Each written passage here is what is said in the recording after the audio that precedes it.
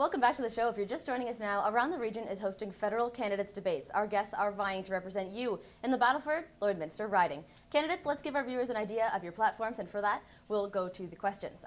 Decided by a coin toss prior to the taping. Glenn Tate will answer the first question. Let's roll it. I'm Jeff Mulligan, Mayor of City of Lloydminster. My question for all of you is, we have a stark divide by political party across this country.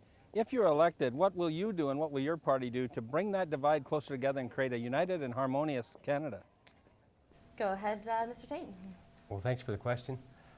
Of all of the issues out there, healthcare, taxation, defense, that may not be the most important, but it's certainly the one that's got to come first.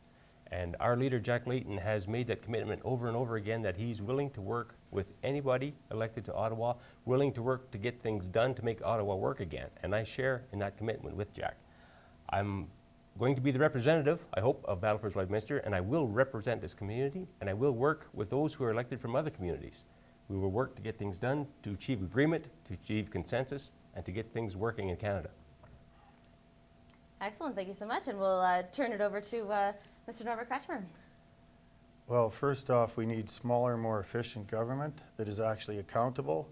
There's one scandal after another scandal, wasted money, billions of dollars, $2.5 billion on a long gun registry that never worked, and I'm sure criminals were lining up at the door to register their firearms.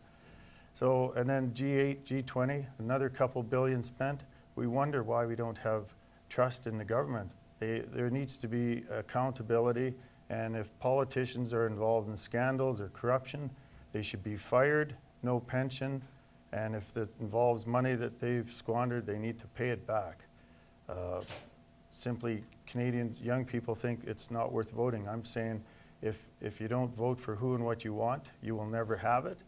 And I'm here today to say I'm giving you something to vote for instead of against, as well as we want to follow Germany's role model into all the renewables and employ 500,000 people like they are. Thank you so much. Now we also have 30 seconds allotted here for rebuttal. So is there anything you guys wanted to comment on each other's answer? I would hope that the Norbert shares my concern about working with other people, whatever the issues are out there, if they are corruption, scandals, whatever. We've got to work together, we've got to get around things and make Parliament work.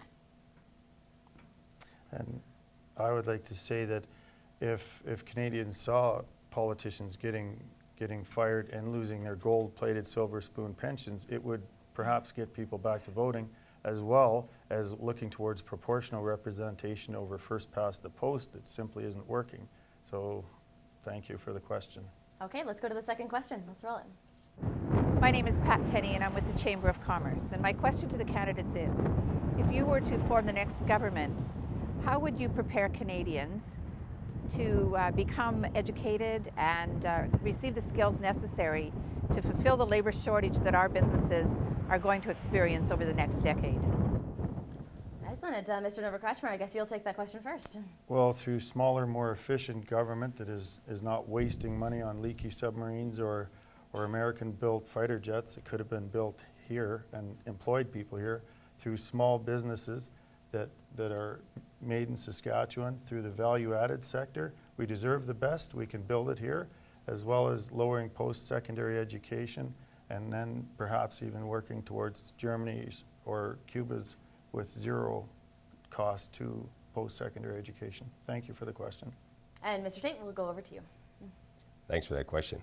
One of the planks in our platform is to increase transfers to the province's designated education transfers by $800 million, and also increase the student grant program by $200 million. The New Democrats are looking at education from early childhood level up until university. We want to facilitate people getting into university. We want to start that off as early as we can with young children in preschool and have those preschool spaces for them. I think also one of the greatest untapped resources we have are our Native community. There are a lot of employable young Native people in the area, eager to work, just looking for some sort of direction. And we want to move on to reserve, get people proud of where they come from, proud of their education, and able to work for the community.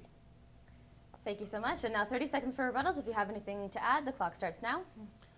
Well, I think the future is our children, and if we don't train them here and educate them here, then where are we going to educate them? So there's simply been so much money wasted in so many areas, and our healthcare has suffered as well as our education. So we can't keep just importing our people from other countries. We have to start taking serious education here as well as healthcare and safe and healthy food. Thank you for the question. Excellent. We're going to take a quick break. Another question when we come back.